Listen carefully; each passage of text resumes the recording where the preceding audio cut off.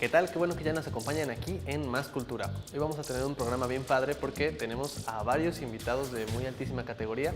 Entre ellos están Arturo Tempa, Melchor Peredo, J. Izquierdo, Sergio Elefante y varios otros. Quédense con nosotros aquí en Más Cultura.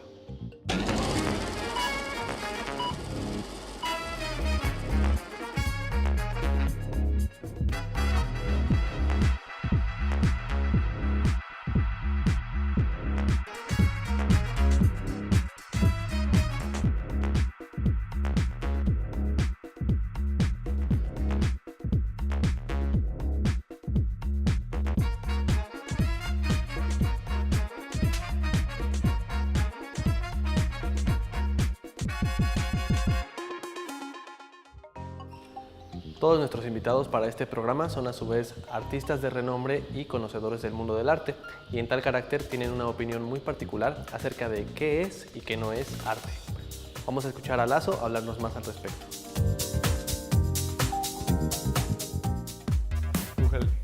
Es una pregunta bien difícil, porque el arte sirve para todo y al mismo tiempo sirve para nada, ¿no? Porque el arte funciona, es un arma de doble filo, porque por un lado sí te ayuda y sí funciona como una resistencia simbólica, pero no es una resistencia tan real, ¿no? En el ámbito de lucha social contemporánea. Más bien funcionan las asociaciones civiles o grupos de lucha, son más importantes que la producción artística, ¿no? Por así decirlo.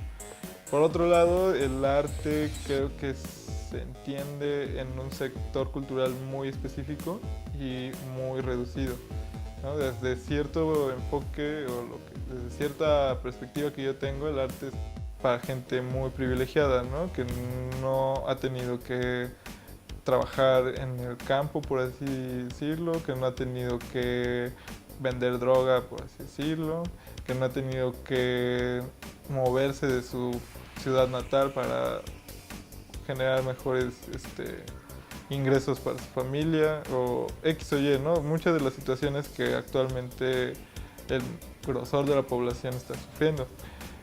Entonces el arte, o sea, para ponerte a estudiarte unas 3 horas seguidas un libro de tal teórico artístico, para ponerte a pintar 5 horas, para ponerte a hacer cierto tipo de prácticas artísticas, pues necesitas cierto confort.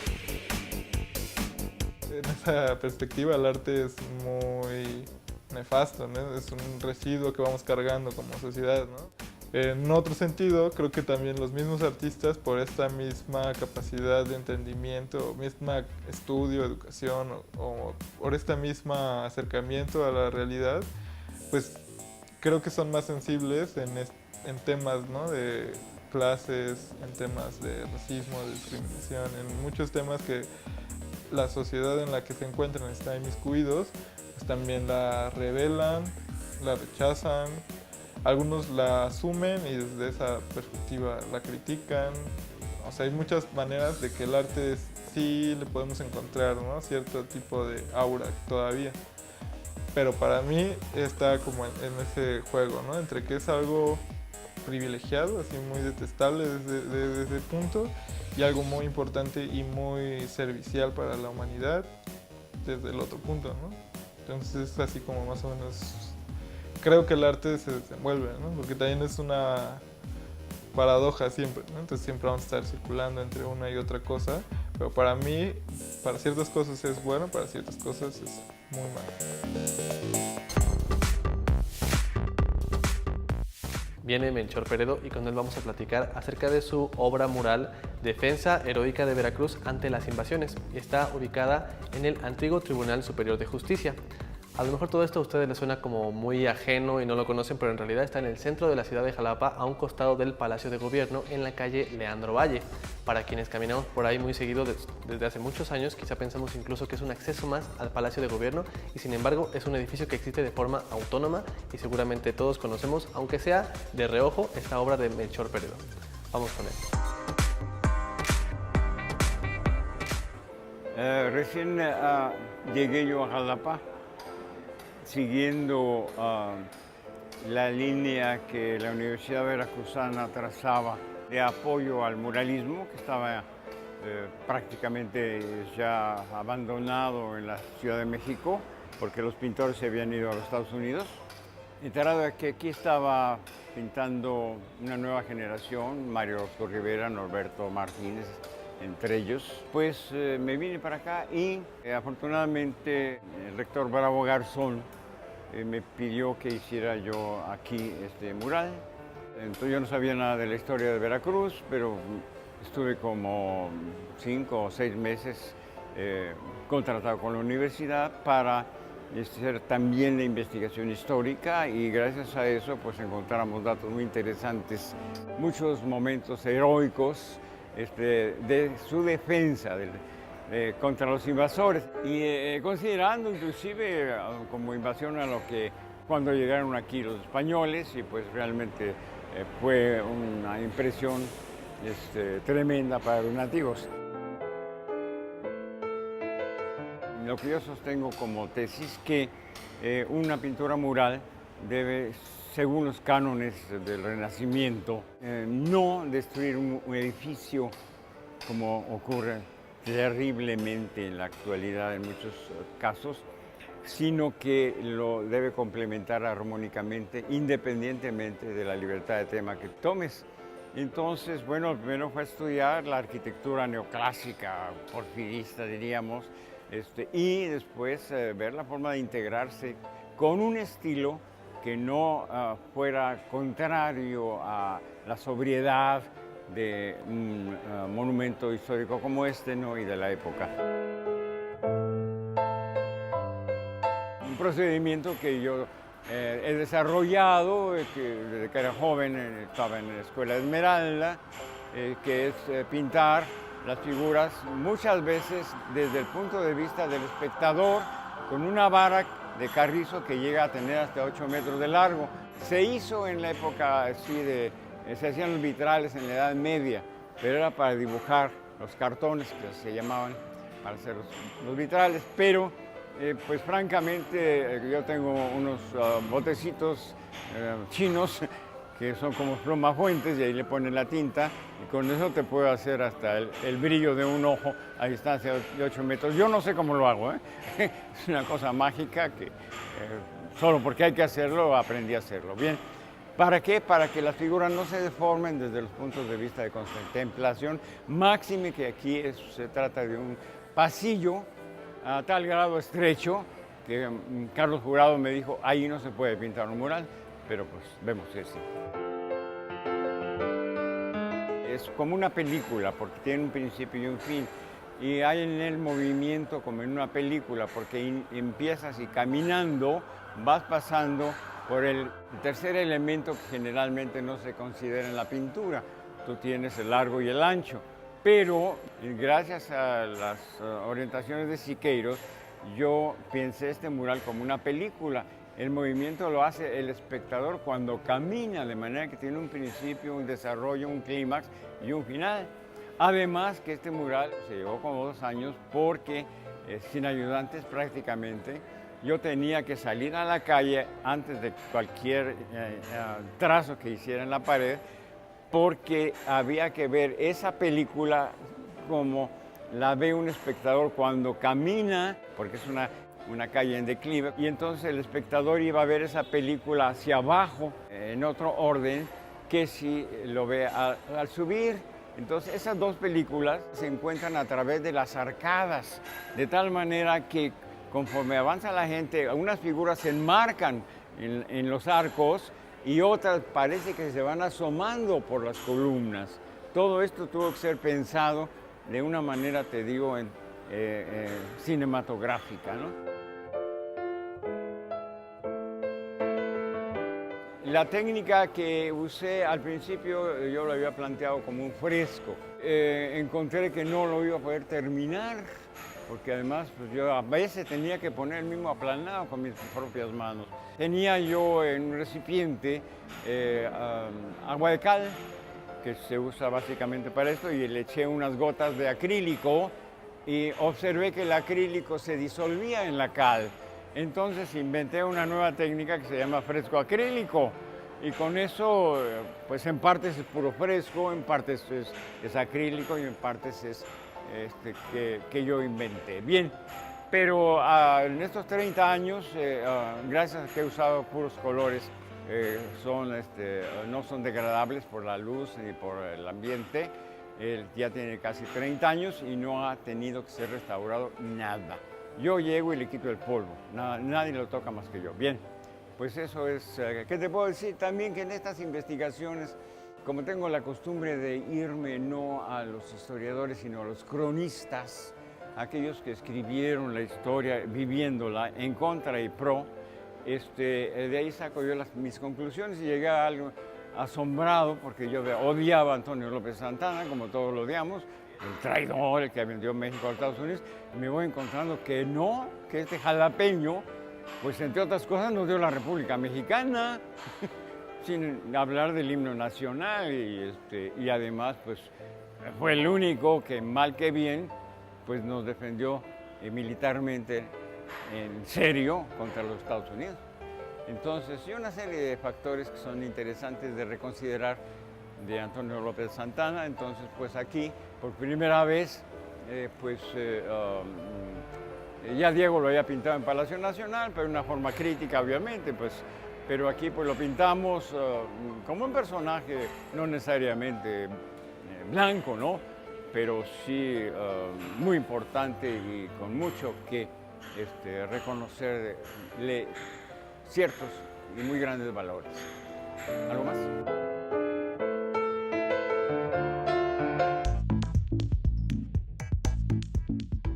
Ahora charlaremos con Arturo Tempa. Él es un muralista que tiene obra por todo México y vamos a hablar acerca de un tema muy interesante, por lo menos para quienes no sabemos bien cómo se conciben a sí mismos los artistas. Es decir, Arturo Tempa nos va a decir, ¿él se considera un artista o no? Vamos a escucharlo ahora de su boca. Pues yo dentro de mis parámetros intento como no enfocarme tanto en eso, ¿no? Porque al final yo puedo decir, no sé, salir a la calle y comenzar a gritar, soy artista, soy artista, soy artista, y todo se va a quedar viendo, no, tú no eres artista, tú estás loco, ¿no? pero de repente cuando tú te pones en el mural y comienzas a hacer lo que tú sabes hacer, bajo tu técnica, bajo tu congruencia, bajo tu identidad, pues llega el momento en que va a pasar alguien y te diga, oye, tú eres un artista. Yo ya no lo estoy diciendo, sino que simplemente estoy recibiendo la crítica de alguien que considera bajo sus parámetros que yo soy un artista o que yo soy un muralista, ¿no? Difícilmente o pocas veces nos preguntamos nuestras verdades, ¿no? ¿Realmente soy pintor? ¿Realmente estoy haciendo arte? ¿Realmente este es mi lenguaje? ¿Realmente soy muralista? ¿Realmente soy una buena persona? ¿Realmente esta realidad que estoy como que creándome es la correcta? Y si de repente tú pasas ese filtro de tus verdades, entonces eso quiere decir que eres consciente. Entonces si llegas a cometer un error, que al final el arte es totalmente error tras error tras error tras error hasta que le aciertas y vuelves a comenzar, entonces es ahí donde tú ya puedes como ser un poquito más consciente, ¿no? Y también un poco más seguro y por ende más libre, ¿no? Sí, yo creo que todo ser humano que pasa por la tierra tiene una aportación, ¿no? Y a veces no somos conscientes de eso y también por eso nos ninguneamos, ¿no? Como decía Octavio Paz, nos ninguneamos, no somos nadie. Pero cuando tú logras ser coherente y congruente con lo que haces y cómo te conduces, entonces eso hace que lo que tú hagas en cualquiera de las disciplinas u oficios a los que te dediques, dejes algo, ¿no? Hemos estado hablando acerca de muralismo, que es una disciplina con la que todos tenemos más o menos cierta noción, cierta idea de en qué consiste, y ahora vamos a algo conceptualmente muy distinto, que es la obra del español J. Izquierdo, con quien vamos a charlar en un momento. Y para empezar, él nos propone algo en un sitio web. Ustedes lo encuentran en capitalismoamarillo.net. La materia prima para J. Izquierdo es la reflexión de temas económicos tan interesantes como la piratería. ¿Qué tiene de interesante la piratería? Pues muchas cosas. Para empezar, es producida en China, que por lo menos en reputación y en teoría es un país comunista, pero todo este producto da la vuelta ideológica, geográfica y económica hacia las dinámicas más perversas del capitalismo. Todo esto nos lo enseña J. Izquierdo, por supuesto, a partir de la noción del arte contemporáneo. Vamos a charlar con J. Izquierdo.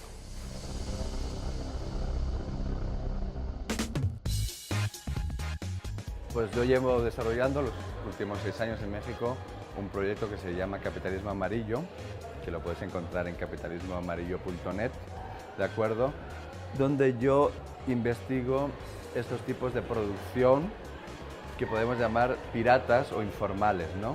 Porque detecto en ellos unas formas de relación, unas formas de consumo, unas formas de producción, unas formas de generar identidad alternativas, diferentes a las propuestas verticales de consumo que nos propone el capitalismo habitual. Por eso yo lo llamo capitalismo amarillo, ¿no? Porque es un capitalismo otro que también genera, que genera una economía, pero también genera una cultura y unos modos de vida, y de los que podemos aprender muchísimo, ¿no? Lo que te decía, las tocadas sonideras, los Pixies, el grupo gringo, los Pixies, cuando se juntaron, tocaban en directo y vendían la tocada y creían que habían inventado la rueda, y eso lo lleva haciendo el mundo sonidero desde los años 70 en cassette y ahora en CD, ¿no? ¿Por qué? Porque tú ibas a la tocada y te podías llevar un recuerdo de la tocada y era muy importante, ¿no? Es otro tipo de consumo y de cultura que es lo que a mí me está interesando, porque genera otro tipo de relaciones. Cuando no se tolera, se abona el campo de la fratricida intolerancia. Para mí el arte es la posibilidad, primero, de crear y de poner juntas un montón de situaciones que no podría. Yo cuando vine a México, por ejemplo, y quería investigar estos temas, tuve que acudir a los antropólogos, porque ellos los habían investigado antes, pero ellos los habían investigado desde lejos, ¿no? Sin mancharse, que es lo que hace un antropólogo, porque no quiere cambiar las condiciones. Pues yo me voy de fiesta con las condiciones, me tomo chelas, tengo otro tipo de intercambio, ¿no? Porque no tengo ningún canon al que someterme, más es que de mi propia producción artística. Y luego, si hay un consenso que dice que mi obra es interesante, pues me alegro, pero si no, yo seguiría haciéndolo, ¿sabes? Quiero decirte, yo no trabajo porque me hayan dicho que está bien, sino porque para mí es una forma de conocimiento. Los formatos para mí me los produce la investigación. Yo no digo voy a hacer un cuadro, sino voy a conocer este objeto, me lleva a esta persona, pues esta persona necesito saber su opinión, pues lo tengo que grabar en video. Entonces a partir de ahí sale el documental. Hago entrevistas, analizo los objetos. Si el objeto está hecho en China, me voy a China a ver quién lo hace. Cuando estoy en China, pues veo que hay vendedores chinas jovencitas que hablan business English, que es un inglés muy básico para venderte. Entonces, a partir de un objeto, ¿no? Como puede ser un objeto que compras en la calle pirata, si vas trazándolo y vas descubriendo toda una serie de relaciones que te cuentan cómo es el mundo, ¿no? Y lo complejo que es el mundo. Por ejemplo, porque China es la fábrica del mundo cuando es un país comunista y tiene el hipercapitalismo más brutal que conocemos, ¿no? Y eso a partir de una investigación. Y luego todo eso se transforma en un dispositivo artístico que tiene entrevistas, que tiene los propios objetos, que tiene mapeos. Es una construcción para que el espectador pueda entrar, ¿no? Y en la investigación que yo he llevado anteriormente. Siempre hay concursos, siempre hay becas, luego pues te invitan a exposiciones, y se te puede pagar un fee o producir una obra. Hay distintas formas, puedes llamar a casa y pedir dinero, puedes hacer una colecta con tus amigos, hay crowdfunding, hay formas precarias siempre de producir tu obra. Porque o sea, los artistas contemporáneos, el 90% viven en la precariedad, te lo aseguro.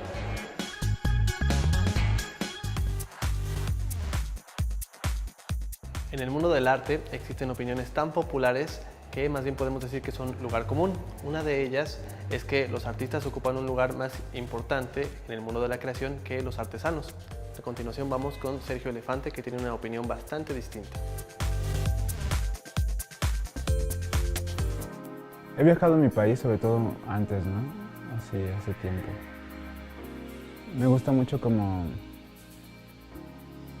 ver como el tipo de representaciones gráficas que hay así en todos lados, ¿no? Y cada vez me doy más cuenta que son más personas que no se consideran artistas las que hacen cosas así estupendamente brutales, así maravillosas, ¿no? Y generalmente el artista, no sé si por el simple hecho de saber que tiene que meter así a fuerza en un cuadrito presentado para cierta galería, le pierde ese feeling, ¿no? O sea, como ya no está en las mesas, ya no está en los barrios, no está en donde tiene más contacto con la gente, ¿no? O sea, como siento como que esos ya son como un escalón más abajo, según para muchos, artesanos, ¿no? Pero realmente no saben como la producción interna de un artesano, ¿no? O sea, como realmente qué es lo que está sintiendo ese artesano, que realmente es un maestro, ¿no? Así yo creo que México está lleno de grandes maestros, ¿no? Yo creo que se dan así por cubetas o así todo. Solamente que se ha como deteriorado el valor, ¿no? Y tal vez la confianza, ¿no? Por falta de, no sé, de títulos y de justificaciones, ¿no?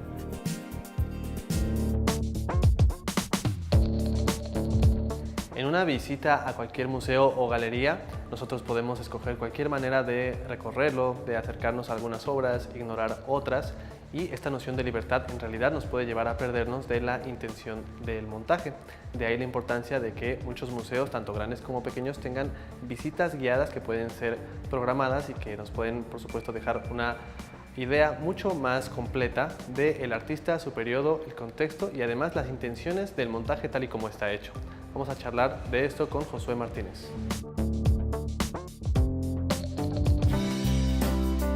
Generalmente los artistas, y más los artistas como contemporáneos, se preocupan por el momento de la inauguración, ¿no? En una exposición. Y posteriormente darle dinámica a la exposición, pues es algo que cuesta trabajo, ¿no? En muchos sentidos. Y las visitas guiadas son parte de la estrategia de dinamizar la exposición, porque una exposición no se queda únicamente el día de la inauguración, ¿no? En los espacios, por ejemplo, el Instituto Veracruzano de la Cultura, al menos son 2 meses, donde atraer al público para que venga a los espacios es importante. La gente se siente muchas veces inhibida con el arte, con las artes visuales, porque siente que no las entienden, y acercarlos y que se den cuenta que son imágenes y que al ser imágenes ellos conviven con las imágenes todo el tiempo, ¿no? A veces son imágenes evidentemente más sofisticadas, algunas veces más abstractas, algunas veces más lúdicas, pero al final son imágenes en sí, ¿no? Entonces las visitas guiadas yo creo que te ayudan a hacer este acercamiento, ¿no? Y también tiene que ver con la formación de públicos. Desafortunadamente, aunque hay muchos espacios de exhibición en Jalapa, los índices de públicos de exposiciones son muy bajos. En la Ciudad de México ya se formó una cultura de ir a museos, de ir a galerías, y tú ves a todo tipo de personajes en el MUNAL, ves a todo tipo de personajes en el MUAC, porque ya es una ciudadanía que se está acercando a los espacios museográficos y se los está apropiando. En Jalapa creo que todavía nos falta mucho en ese sentido, en Veracruz también, de que la gente se acerque. Hay un público, hasta podría decir masivo, para el teatro, para la música, pero para las artes visuales todavía sigue siendo un grupo muy selecto. Todavía no son espacios que la gente se los apropie, ¿no? y que quieran convivirlos y vivirlos, ¿no? Entonces las visitas guiadas creo que son importantes para quitar ese prejuicio, ¿no? Y acercarlos y que definan y decidan que estos son espacios públicos que tenemos que utilizar, que tenemos que ocupar, porque aparte son espacios donde se pueden decir muchas cosas. O sea, esto que comentaba con esta exposición en particular, Rocío Sagán, Mujer de Fuego, es hablar del posicionamiento de la mujer en el mundo contemporáneo a través de un artista. pero también es hablar de eso, ¿no? Y podemos discutir el papel de la mujer en México a través de esta exposición, ¿no? Entonces, y no tan solo eso, también la danza, el cine, cosas disciplinares, la relación que existe del hombre con la naturaleza, es decir, las exposiciones funcionan para reflexionar de muchos tópicos y creo que las visitas guiadas pretenden activar, ¿no? esa dinámica, ¿no? Ya llegamos al final de este programa y yo espero que les haya gustado las respuestas a tantas preguntas que hubo aquí acerca del arte y los artistas, sobre todo viniendo de tantos expertos creadores, galeristas e investigadores. Esto fue Más Cultura, nosotros nos vemos la próxima.